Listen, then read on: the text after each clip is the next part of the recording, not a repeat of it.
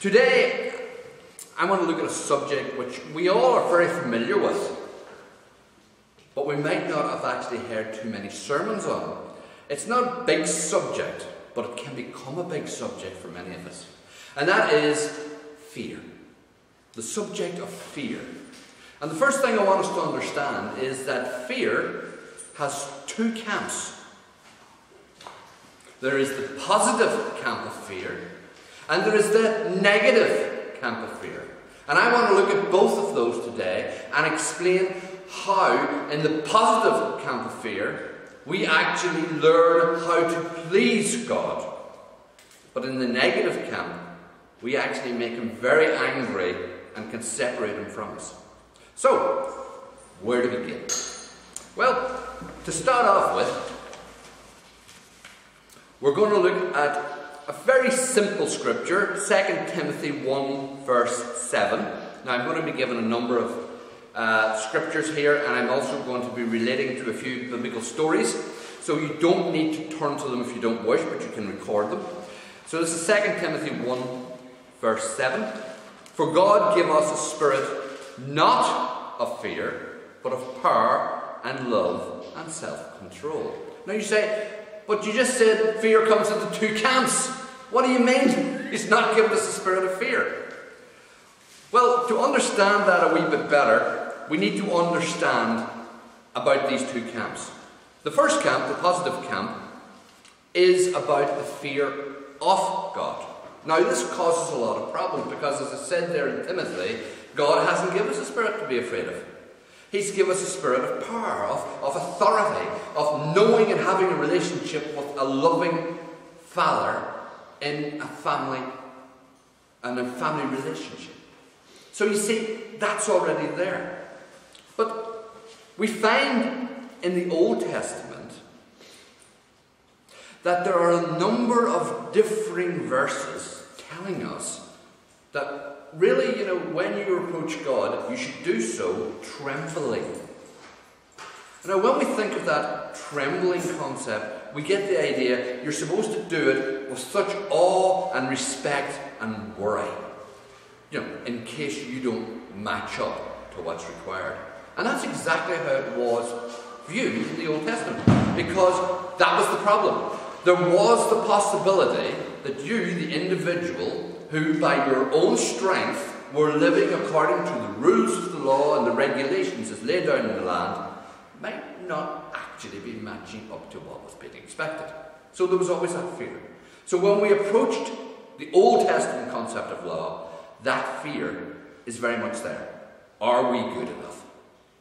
But however, in the New Testament, that fear is gone. And that's why we have to understand this thing what Timothy's on about. Because he said, this spirit that has been given to you now, this new spirit has changed your relationship with God. He no longer is looking at what you do. He's no longer expecting you to achieve results in the sense of righteousness. He's going to sort that out for you. He's made a sacrifice which will cover all your sins through His Son Jesus Christ. And He has placed you into a permanent relationship of grace with Him. Now that word grace, that's a great word. Apart from being a girl's name, we have to understand that it actually means favour. That's all it means. So you've been put into a situation where you're being looked at favourably by God. Now, those of us who have been employed from time to time knows the advantage if you find favour with an employer. It can make life a lot easier. Whereas if you are working for someone who, shall we say, doesn't quite like you, your life is going to be terrible. And that's the difference that we see between grace. So in the Old Testament, when they didn't have grace, they had works. And they had to show obedience. They were always worried. How would this carry through? What would they need to do? Was their sacrifice good enough? Was that other lamb, at the back of the pasture, which they couldn't have decided between because they were so alike, and they wanted to give them the best, but what if he thought the other one was better than the one I've just sacrificed? This was the problem, you see. This was part of the fear of God. Part of it. But that fear for Christians is different. We don't have that. But we do, as Christians, have another fear. This other fear is a bigger problem. And I mean, it's a real problem. Let me explain a little about it. But to do it, we're going to use a story. Let's go to 1 Samuel. For those of you who are aware of this sort of story, you'll not need to go to it in reality because you'll understand it. We're being introduced to a young shepherd boy called David at a time when there was a war in Israel between Israel and the Philistines. Now, it so happened that the two armies, the Philistines and Israel, or Israel and the Philistines, depending on which way you want to put it, were equally matched. Now, basically, in the Orient, Middle East areas, you would find that when you had a situation where two armies were equally matched, there was a running thought, if we literally go head to head here, the casualties are going to be extreme. We're going to wipe out near enough each other's entire peoples, and then some smart aleck from another country is going to come and take over both our lands. So it's a bit silly, actually, to kill ourselves here. So what if we could come to an amicable arrangement? And so what one of the arrangements is, let's pick two champions. Let them fight for the honour and privilege of representing the entire armies. Now, this was a common custom among all the nations. But you must understand this, it wasn't considered the strength of the individual. It was always considered to be that God was fighting through the champion. Now, for the Philistines, they had their God and they had their champion. Now, this wasn't exactly someone who we would meet every day in the street. Goliath was estimated to be between 9 and 10 foot tall. Now, I don't want you to think of some big, tall, lanky guy. That's not Goliath. His armour was so heavy, two ordinary strong men couldn't lift it. So you understand, this guy went to war in armour that two men couldn't lift. And he worked perfectly well with it on him. So he was big. He was scary. He had a loud voice. When he bellowed, his voice carried all the way over the valleys to where the Israelites were standing. And they heard his taunt. Is your God no good? Can he not bring me a champion from Israel? The answer, of course, was, as far as the Israelites were concerned, no way was any of them going to go down and deal with this guy. I mean, think about it. What do? Kick him in the shins? You should see the armour there, you'd crack your toe. Never mind anything else. And one swipe from him and flies have better chance of survival than you would have at that moment in time. And that was how they looked at it. So no way, there's a standoff. Israel was refusing to give a champion. Now, Israel's king at that time was a tall man by Israelite standards called Saul. Now, Saul in and by himself, as I said, was tall, but he wasn't like Goliath. And anyway, it wasn't acceptable for kings to go into battle. You sent the champion. And he had many champions. He had many men of valour who were great, and some of them were this young shepherd boy's brothers. But even they wouldn't go against Goliath. This was a stalemate. It looked as if the armies themselves might have to go head to head, and even the armies didn't want to go against Goliath by themselves. I mean, this guy scared them. Now, armies always eat on their stomachs. They always march on their stomachs. Isn't that what they say? Armies march on their stomachs, and so when the food runs out, you have a problem. And when Israel has been camped there for weeks, and the weeks are turning into months, and this is going on, this stalemate, it became necessary for the families of the troops to send food to the front line, so to speak. David, however, wasn't in the army. He looked after the sheep. But all his brothers were. So his father decided, I am going to send you with enough food for all the people, for all your people in the army, so that you can actually feed them and all, and you can tell me what's happening, how the battle's faring, and what's going on. So David's excited, great, get away from the sheep, get on up there, see the battlefront, very excited. He's a young lad in that sense. He's maybe about 17, 18 years old. He wouldn't be much older than that. Some even suggest he might have been younger. But the whole point of the thing was, he himself was excited about all this. He got up, gave his brothers the food, walked around the lines, looked over the camp, saw the Philistine army stretching all over the horizon, saw the Israelite army stretching all over their end over here, and said, okay, when's the battle start? Because he wanted to see it. No, they stay over there, we stay here. That's just how it goes at the moment, said his brothers. It was at this point that Goliath appeared. Now, you've got to understand Goliath. He'd been doing this now for days, weeks, maybe even months. He was getting a bit peeved. So every time he came, he was thinking of new taunts to annoy the Israelites with. And this one that he came up with today was a doozy. He started picking on God. Your God obviously must be no good. He can't pick a champion among the whole of Israel that would fight me. And so he's going on like this. David, however, didn't like the tone of his voice and said, oh, I'm not having that. I'm sorting that barbarian out. And he says, I'll fight him. And the brother said, David, listen, I know we look small. We're a wee bit away from him. But you see that tree? Well, that tree that's beside him there, that's a good 20-foot tree. Do you notice that he's nearly half the height of it? I mean, come on. Realise this guy here is big. He said, that's nothing to do. You don't worry about the size. See when I was out looking after my sheep, I would have different things that would come against me. There was the lion. Now the lions, as you know, don't like not getting their lamb when they want to, when they're hungry. They are determined.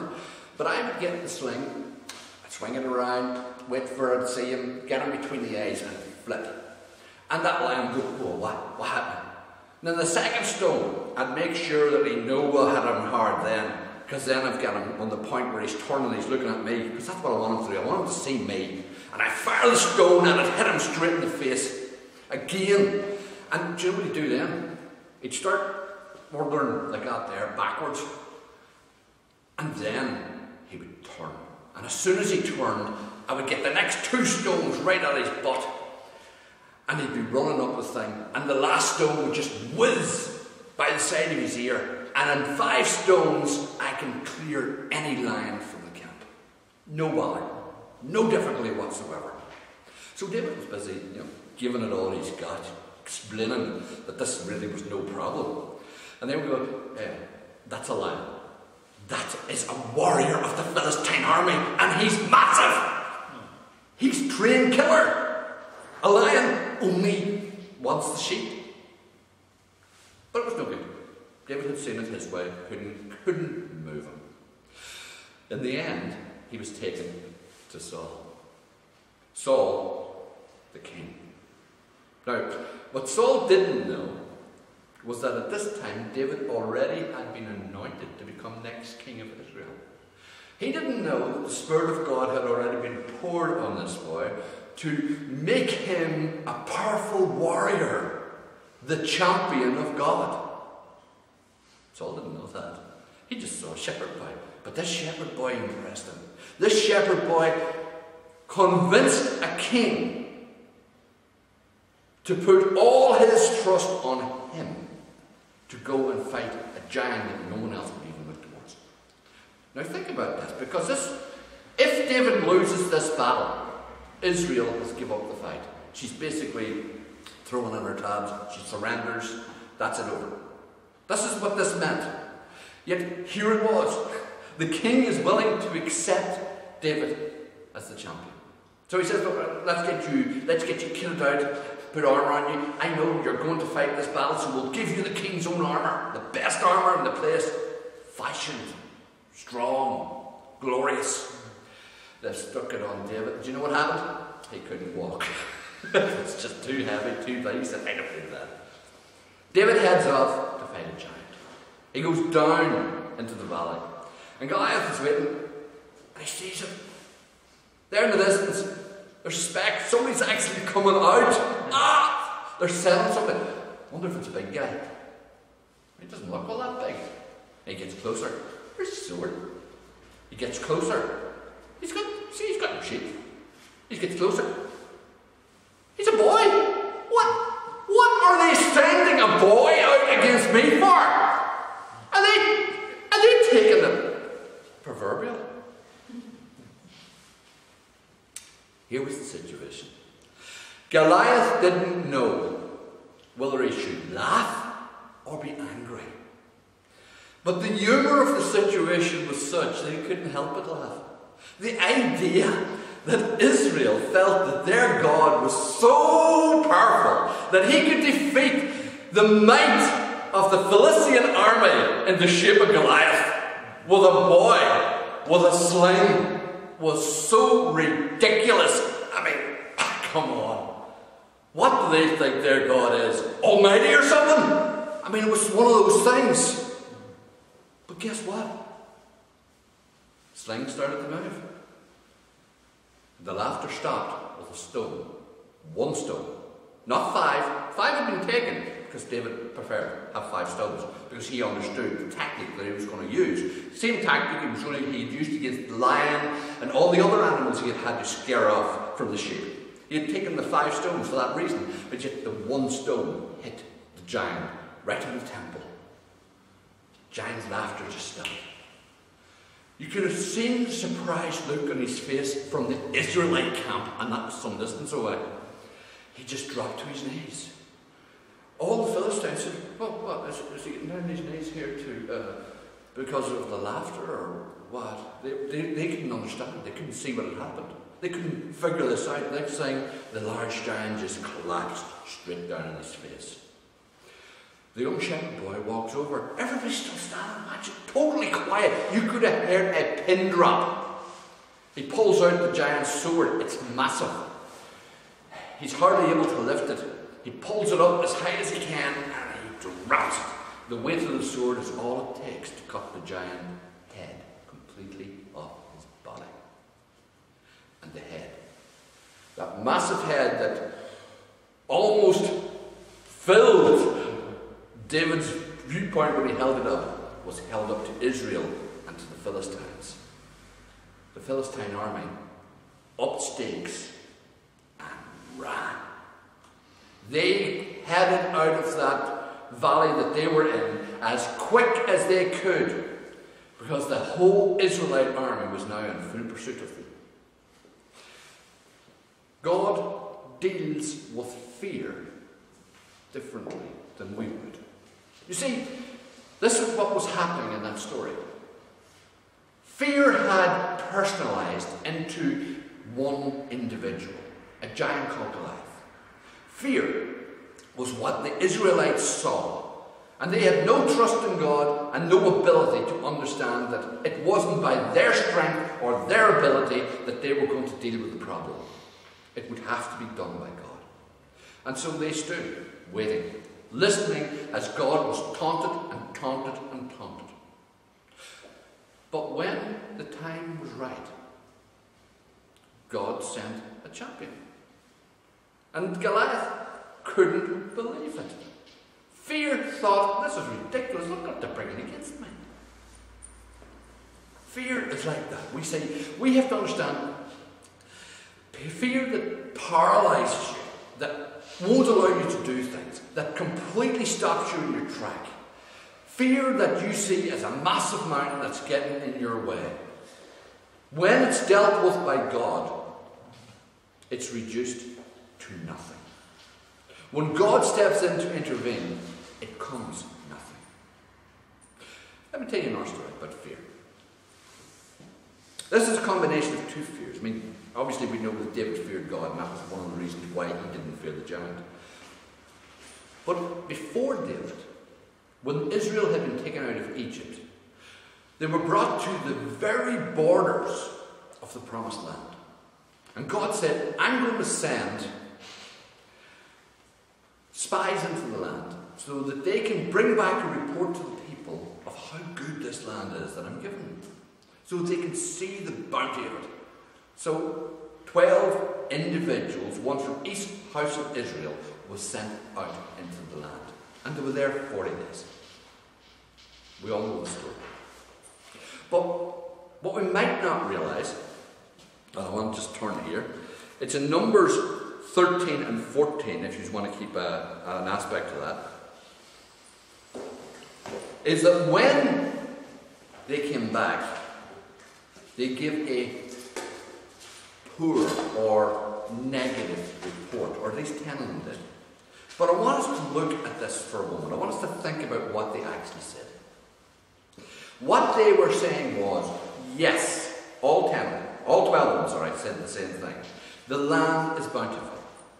We have got grapes here of one bough that we're having to carry between two men. There is milk, there is honey, there is plenty of food, crops. It is wonderful. It is the most beautiful land you've ever seen. But that's where the two stories differ. Because now they're asked about who's in the land. Now all 12 acknowledge the fact that there are remnants of the Akim there, Amalekites, the Vemians, all of these ancient giant races. But two of the spies says, but they're not going to be a problem, because when we've got God with us, nothing can stand against us. But the other 10 says, look, all of their cities, all of their towns are well fortified. All of their marching and fighting men are armed to the teeth and skilled, well trained for battle. And these giants, we're like grasshoppers beside them. Now, that was enough.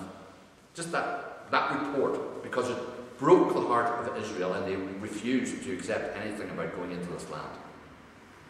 But that was enough for God. He decided to directly intervene. And what he says to them, and depending on what version of the Bible you're reading, you'll find it in chapter 34 of Numbers 14. Verse 34 of Numbers 14. According to the number of the days in which you spied out the land, which is 40 days, for each day you shall bear your guilt 1 year, that is 40 years, and you shall know my rejection. Now, in other translations of the Bible, that you shall know my rejection is translated, and you shall know what it's like for me to be your enemy. And that's exactly what Israel did have for that 40 years in the wilderness. They learned what it was like for God to fight them, because he refused to let them into the land, and he broke them. It was also at this time that he brought extra laws, regulations, and commands in upon them, because they needed to understand. Now, why did he do that?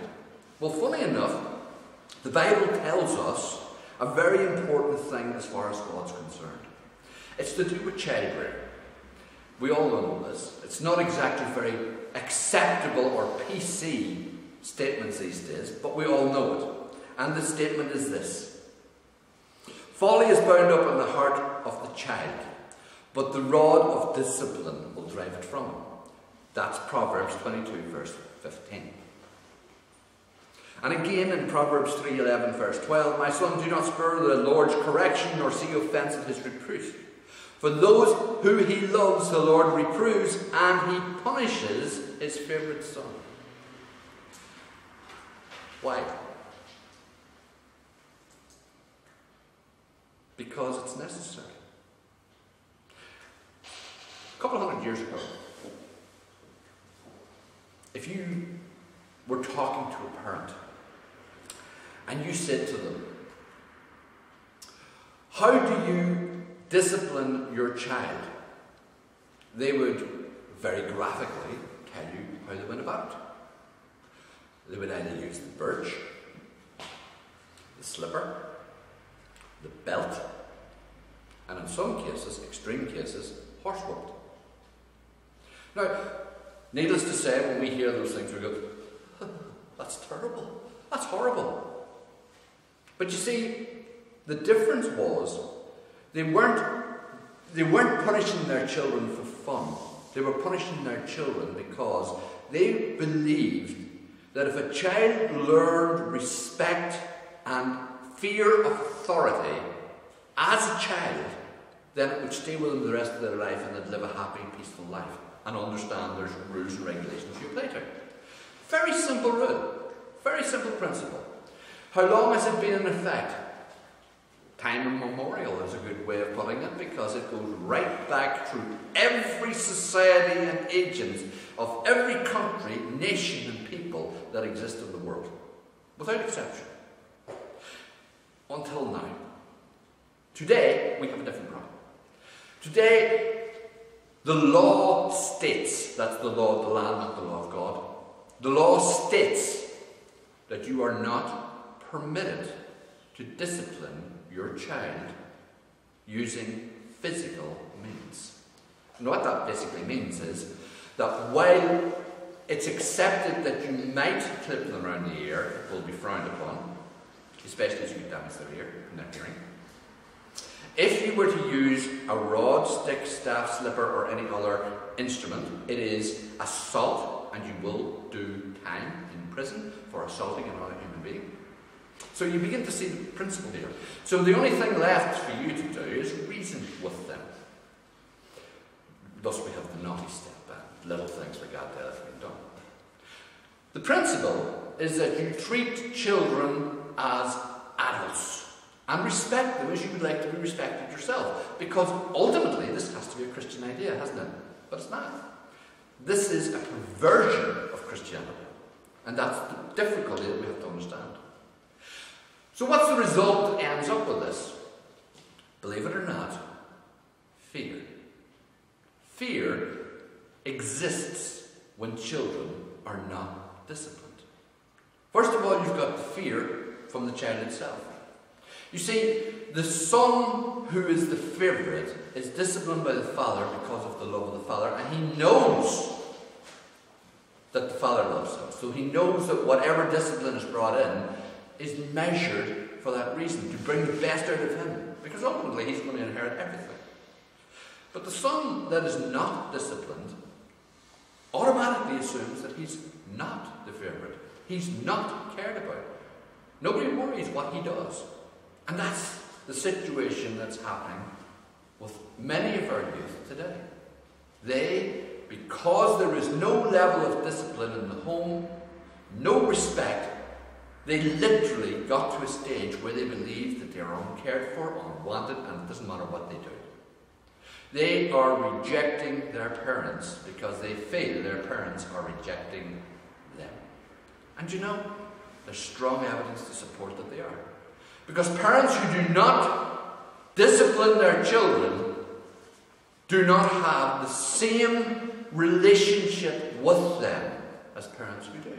Now, discipline comes in many ways, and as I say, because of legal reasons, frequently, it's not what they call corporal punishment anymore. It's more to do with consequences than anything else. But we find, when we explore what's happening around us in our society especially, that parents really can't be bothered enforcing consequences.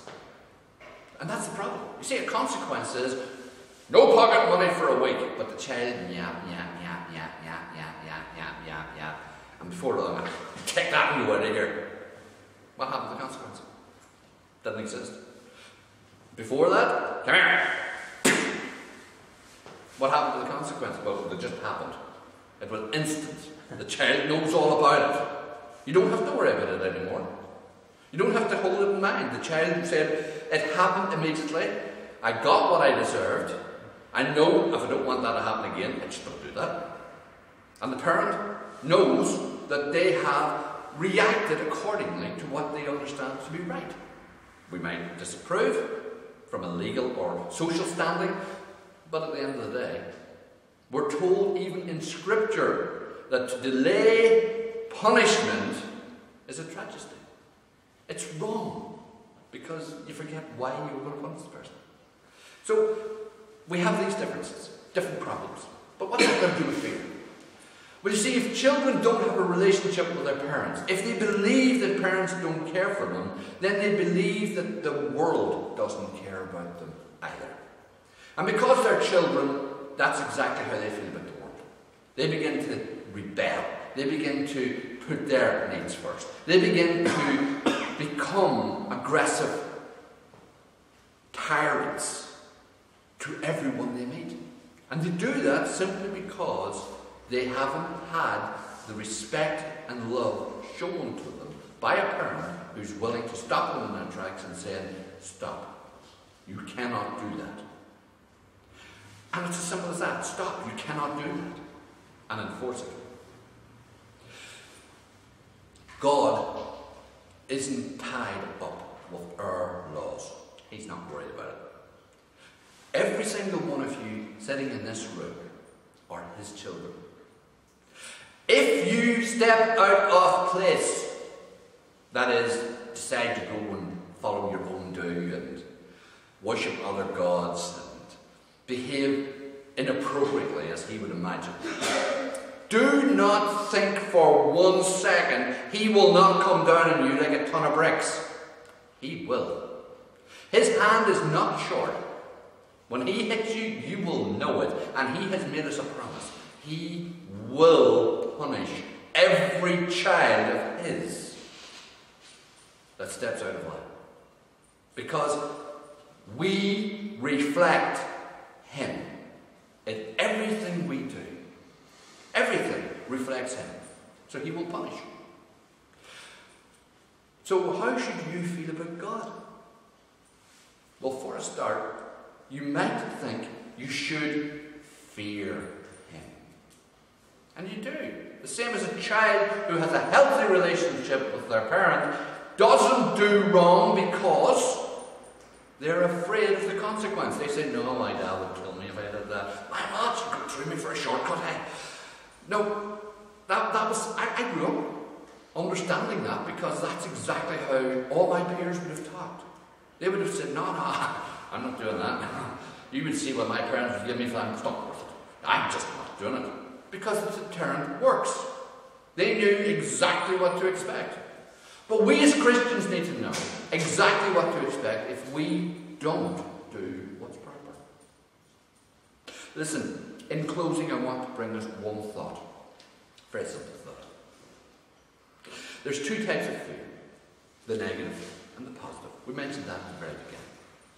The positive fear is very good. It brings you a level of protection from doing wrong because it teaches you that your God will discipline you without hesitation. But the negative is useless. The negative fear is when you're afraid of things that have no power over you whatsoever, and that is this world. The schoolyard bully can be a great threat to many a young child at school. The schoolyard bully works on the Goliath principle. They're bigger and louder than everybody else. And for most times, while they might hit you a thump, most of your fear that you have of them is the intimidation more than anything else. And that's what you're afraid of. There's a schoolyard bully who we all need to be aware of. He's called Satan. And I want you to understand this. While you start as Christians, as children, there is an expectation on you to grow to maturity, full adulthood. And I don't know about anyone here, but maybe you could relate your own stories later. If any of you actually had a schoolyard bully, when you grew up, were you still afraid of them? The answer, in most of the cases, would be no. I realised that they were absolutely on that downward road. There was no use. As you grow and mature as Christians, you have to understand that that schoolyard bully called Satan also has no power. He can irritate you, he can annoy you, he can trip you up, he can cause you problems, he can call you names. He can force you into every situation of fear that he can get, but he cannot at any time make you do anything. You have all the power and authority given to you over him. In reality, you can become David, and he's your Goliath. And the Holy Spirit has already supplied you with a sling and 5 stones. So don't worry about it. No matter how often he comes back, this giant